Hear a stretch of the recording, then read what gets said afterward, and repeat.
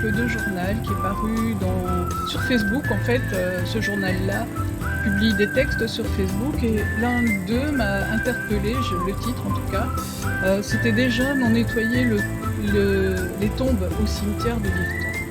Je me suis dit: «Tiens, ça c'est un projet intéressant». Alors c'était, avec le rapport.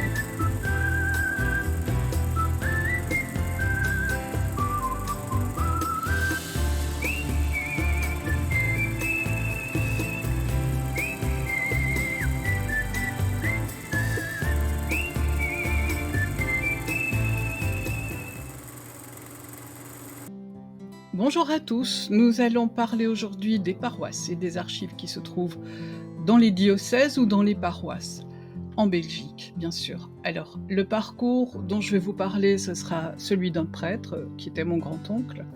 Et vous pouvez également vous en servir, non pas pour retrouver le parcours d'un prêtre, mais pour retrouver en fait vos actes de baptême ou de communion, ou de mariage religieux, je pense à ça aussi. Donc, ce qui m'a mis la puce à l'oreille dans cette histoire, c'est un article de journal qui est paru sur Facebook. En fait, ce journal-là publie des textes sur Facebook et l'un d'eux m'a interpellée, le titre en tout cas, c'était «Des jeunes ont nettoyé les tombes au cimetière de Virton». Je me suis dit: «Tiens, ça c'est un projet intéressant». Alors c'était, avec le raccord bien sûr et puis, au centre socio-culturel équivalent. Et donc ces jeunes, ont inventorié en fait certaines tombes et voilà, c'est tout ce que je savais parce que je n'avais pas le temps de lire l'article et puis en plus il est payant donc je n'ai vu que les titres et j'ai laissé ça de côté. Jusqu'au moment où je me suis dit: «Il faudrait quand même que je creuse la question» et j'ai fait une recherche par, cimetière de Virton et je suis tombée sur ce site qui représente en fait, les sépultures d'intérêt historique pour l'histoire locale dans chaque commune. Donc là, vous pouvez, voir qu'il y a toutes les petites communes qui se trouvent alentour et vous pouvez cliquer et voir, qui est quelque part. Donc moi j'ai cliqué par curiosité et j'ai fini par trouver les sépultures familiales et j'étais très surprise. En fait, je ne pensais pas que, on allait se trouver dedans, mais quand même. Donc, heu je me suis demandé qu'est-ce que c'était cette histoire de protection en fait, faite du patrimoine, funéraire et c'est un décret qui est paru en 2009 et qui a été promulgué par le parlement wallon et qui n'a pas été très appliqué en fait dans les communes. Donc le parlement wallon a relancé les communes pour qu'elles fassent le nécessaire pour, enfin arriver à mettre en valeur, ce patrimoine historique. Il y a des tombes qui sont très belles, c'est vrai, on connaît le cimetière du Père-Lachaise, mais à tous les niveaux, en fait, que la commune soit grosse ou petite, que ce soit un cimetière de village ou quoi que ce soit, il y a toujours un patrimoine historique et pourquoi pas des gens à remettre en valeur alors que, leur tombe a peut-être 400 ou 500 ans, hein. Ça peut être des stèles funéraires, en fait, ils prennent tout ce qui est intéressant. Et donc ils envoient, la collaboration évidemment, il faut des bénévoles et ils ont collaboré avec des jeunes pour remettre ça un petit peu en état. Si vous cherchez des tombes, historiques, alors c'est un petit peu compliqué, il faut le faire au cas par cas, donc vous tapez la commune, vous tapez cimetière, puis vous regardez si vous avez quelque chose d'historique. C'est vraiment comme ça qu'il faut le faire. J'ai pas trouvé de site qui répertoriait toutes les communes en Belgique où il y avait, ce projet qui avait été mené à bien. Ce serait une bonne idée de le faire. Et j'ai rien trouvé d'équivalent du côté néerlandophone, du côté flamand. J'ai bien trouvé des tombes de soldats, mais c'est pas le propos du jour. Donc je vais aussi vous dire que n'oubliez pas, sur internet, il y a un projet, c'est Généanet qui est, chargé de ce projet en fait, qui s'appelle «Sauvons nos tombes» et il y a des gens qui bénévolement envoient les photos qu'ils ont prises dans les cimetières où ils ont été et il y en a déjà 6 millions apparemment, qui ont été, envoyés là. Donc celui qui recherche sa tombe alors qu'il habite loin, eh bien la tombe familiale, eh bien voilà, il peut trouver.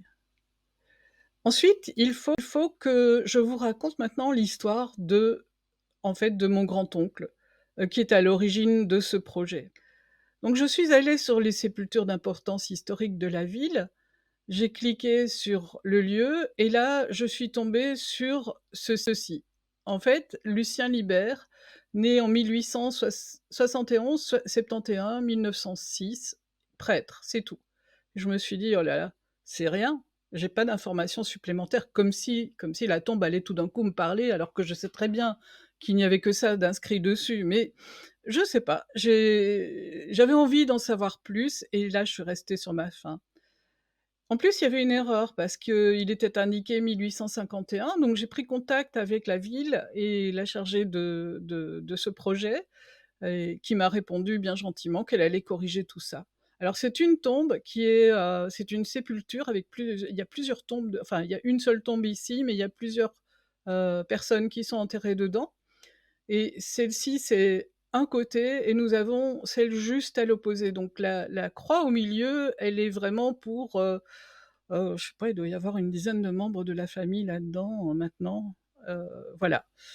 La pierre est cassée, je ne le savais pas, c'est en découvrant sur le site que j'ai remarqué que la pierre était cassée. Moi, j'y suis allée il y a longtemps, puis j'avais fait quelques photos, heureusement, parce que c'était pas à la mode, on m'a prise pour une folle dingue et puis maintenant, bah, oui, les gens ont compris que c'était intéressant, en fait, de protéger ce patrimoine-là aussi.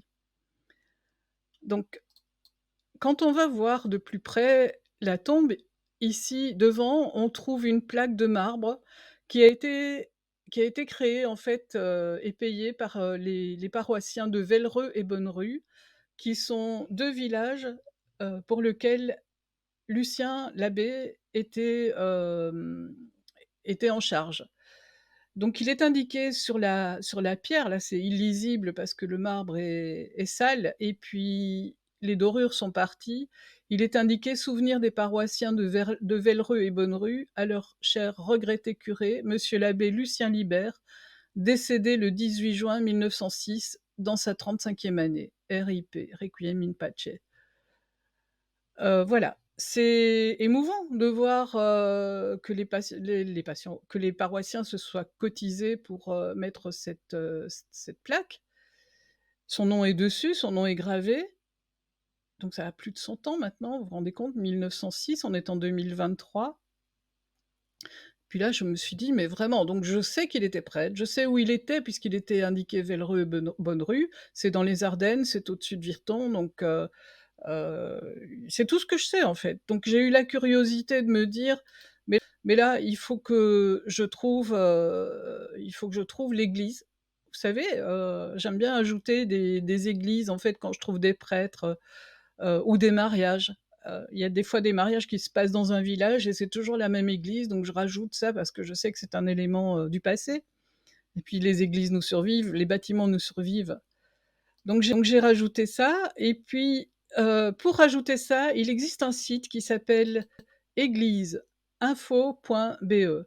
Sur ce site, il y a un petit moteur de recherche. À gauche, vous avez les horaires, des cultes et puis à droite, vous avez en fait, c'est un inventaire, archéologique aussi. C'est-à-dire qu'il y a des photos de l'église dans le temps et puis ils disent, qui l'a construite, de quand elle est datée à peu près, ce qu'elle représente comme style et cetera et donc voilà l'église de Vellereux. Il habitait dans le presbytère, donc il était juste à côté et on voit des croix ici, donc le cimetière est là. Il aurait pu être enterré au cimetière de Vellereux, mais comme il était né à Virton et qu'il a eu un passé à Virton, ses parents certainement, ont voulu le ramener près d'eux. Après je me suis dit: «Il va falloir que je complète en fait mon logiciel de généalogie», donc là, moi, je suis passée sur Gramps et j'ai complété en fait les informations que j'avais. Vous voyez, j'ai mis l'église puisque je n'ai pas de photo de lui, je préfère mettre une église et j'ai cherché par qui il était, parce qu'évidemment je savais qu'il était de la famille, mais je ne savais pas précisément par qui il était famille avec moi et là, j'ai cherché en fait dans ses ascendants et donc il a mes arrière-grands-parents qui sont ses parents, François Libert et Marie-Léontine Goffinet et par les Goffinet, il a une ascendance très longue qui remonte jusqu'au seigneur de Vence, ainsi que par les Libert. En fait, nous sommes des fois 1, 2, 3, 4, 5 fois cousins. Alors c'est pas cousin germain, c'est cousin au sens large et bah, voilà, c'est comme ça la généalogie quand on a toujours, les mêmes personnes dans le Luxembourg. Après, je me suis dit: «Mais je suis certaine d'avoir quelque part un faire-part». Alors je collectionne les faire-part depuis toujours, les micelles aussi parce que les gens y glissaient tous les faire-part. J'en ai pas des tonnes, mais ceux que j'ai, c'est quand même des gens que je connais, par la famille en fait, par en avoir entendu parler. Et donc là, le faire-part, il a 100 ans aussi, hein, 120 ans maintenant, on n'en fait plus des comme ça. Maintenant ça se passe sur internet ou pas du tout. Et on voit qu'à l'avant, il y a une prière d'indulgence. Donc les prières d'indulgence, ce sont des prières, pour, demander l'indulgence pour, aller là au ciel.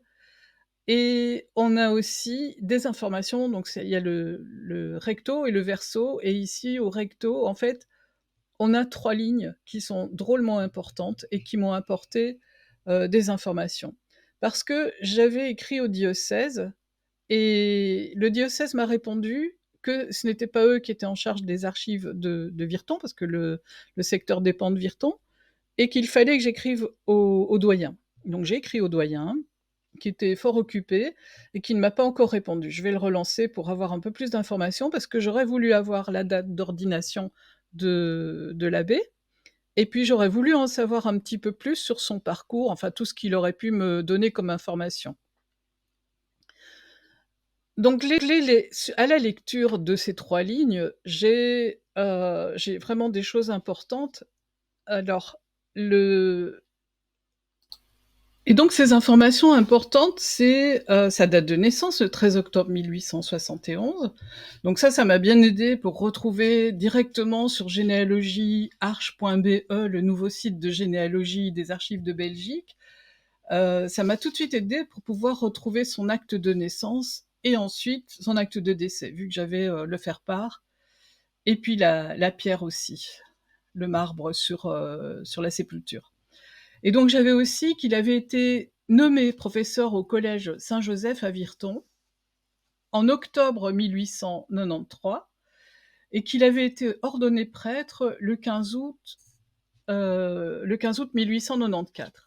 Donc ça sera plus facile aussi pour pouvoir, redemander des informations au doyen, parce que là je suis partie en lui demandant, s'il avait des informations au sujet de mon ancêtre, et le pauvre il va devoir, creuser pour trouver, hein.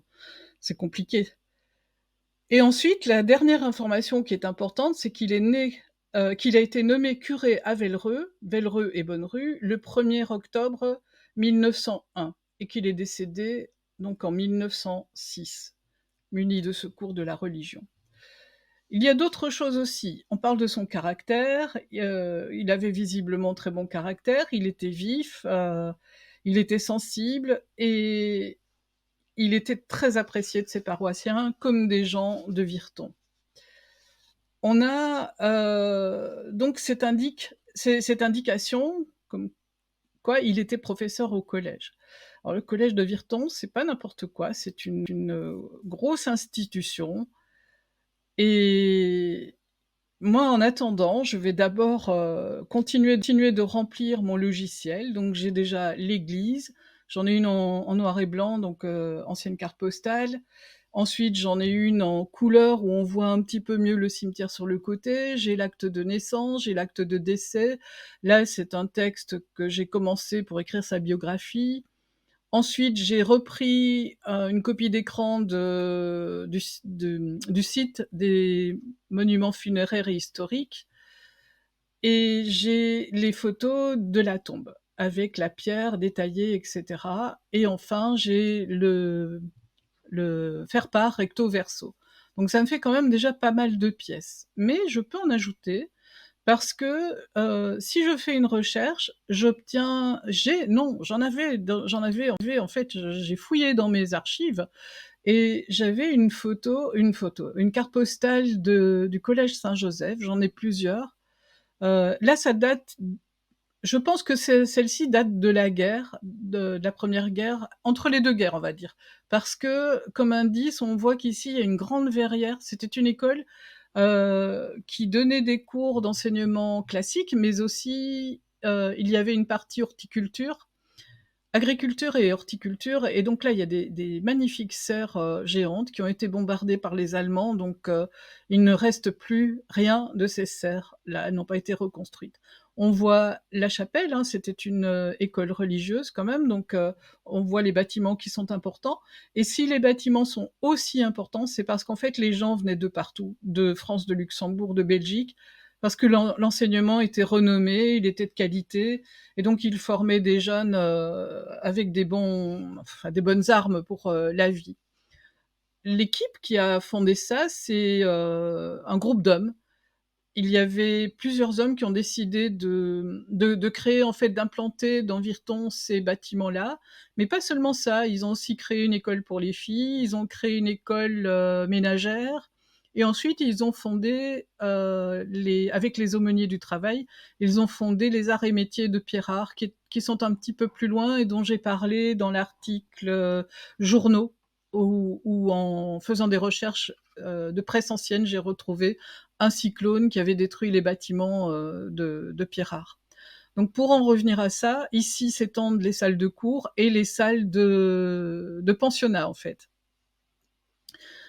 Quand, quand Lucien Libert était, professeur à cette école, l'école n'était pas terminée. Je pense que les travaux ont dû commencer en 95 si je me rappelle bien, parce que j'étais assez surprise du peu de temps qu'il a fallu pour le construire et ça a dû mettre 4 ans. C'est quand même, il y a encore des bâtiments derrière, c'est quand même assez impressionnant comme, construction, qui elle est toujours en place à l'heure actuelle. Elle porte plus le même nom, mais elle est toujours en place à l'heure actuelle et ils ont donné cours en fait avec, pas de porte, avec des bruits de marteau. Les ouvriers travaillaient, c'est des choses qu'on ne verrait plus à l'heure actuelle.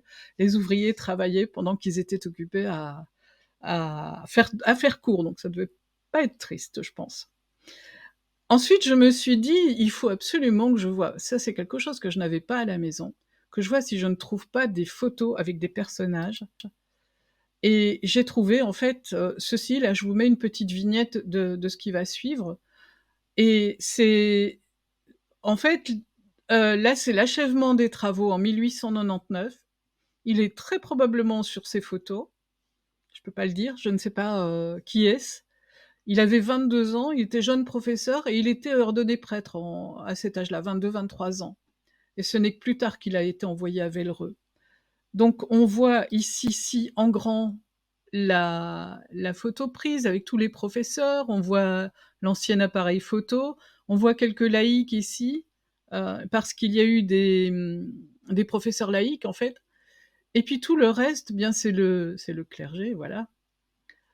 J'ai une autre photo aussi où on voit alors il y a un des personnages qu'on retrouve, enfin oui, il y a qu'un des personnages qu'on retrouve, 2, celui-ci et celui-ci. Peut-être celui-là aussi. Les jeunes sont des étudiants, très probablement, et c'est le cours de chimie. Dans la même année, même style de photo, donc voilà, c'est précieux, c'est assez grand comme format. Et ensuite, je vais terminer tout doucement en vous lisant ce qu'il a écrit, en fait, oui, je pense que c'est lui qui l'a écrit sur le faire-part. «Frères et sœurs bien-aimés, amis qui dans les derniers temps m'avaient prodigué tant de marques de dévouement, paroissiens auxquels j'étais si attaché et pour le salut desquels j'ai sacrifié ma santé». Alors il s'est éteint en présence de son frère François, qui était mon arrière-grand-père, donc il n'était pas seul. Il était il était pas à Virton, c'était quand même, de la route à faire, donc c'était un geste familial important quand même d'avoir, sa famille autour de soi et puis cette histoire de «j'ai sacrifié ma santé», ça veut dire beaucoup de choses. Je vous rappelle, Bonnerue, Vellereux, c'est plus froid, c'est plus dans les Ardennes. Qu'est-ce qui s'est passé? Je ne sais pas. Il va falloir que je fasse des recherches, sur, la météo de cette époque et puis savoir pourquoi il a sacrifié. Ça veut dire que peut-être d'autres personnes ont été malades. Il faudrait voir le taux de mortalité en fait dans ces lieux-là en 1906. Donc ça laisse des pistes ouvertes en fait à des recherches encore. Il y a plusieurs éléments à retrouver. Je vous ai dit, son poste de professeur et de quoi était-il professeur? Ça, ce n'est pas dit. Son ordination, bah, je n'ai pas les documents, j'ai bien le petit faire-part, mais c'est pas quelque chose d'officiel et après, essayer de trouver au moins une suspicion de la raison pour laquelle il est décédé. si jeune. Nous arrivons au bout de ce parcours qui, je trouve, pour moi, est émouvant d'arriver à remettre toutes les pièces comme ça, les unes après les autres, remettre une vie sur un personnage qui est passé très courtement sur cette terre, mais qui, en même temps, a laissé un souvenir, dont 100 ans après, on peut encore, s'émouvoir. Je vous dis à demain et puis bye bye.